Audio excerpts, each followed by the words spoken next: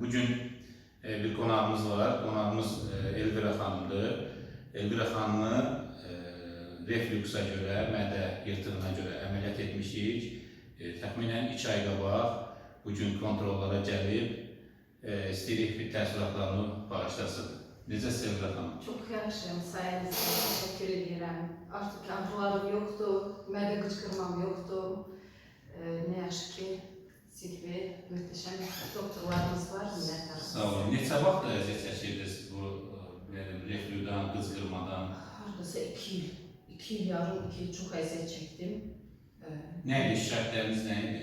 Qıçqırma, köp, həzmsizlik, hətta nəfəs darlığı, yəni o dəhşətliydi o günlər. Şükür indi yaxşıyam. Daim nə qəbul edin? Dərman qəbul edin? Dərman hər gün dərman qəbul edirdim. Dərman qəbul etmədiyiniz gün? Çox dəhşətli ağrılarım olurdu, qıçqırmam hədsiz olurdu. İndi heç bir dərman qəbul edəmirəm, şükür Allah'ın sayənizdə. Çox xoşbəxtəm, həqiqətən, şükür. Sağ olun. Biz də belə pozitiv xəstəni görəndə çox məmnun olduq. Ona görə dedik bir paylaşaq.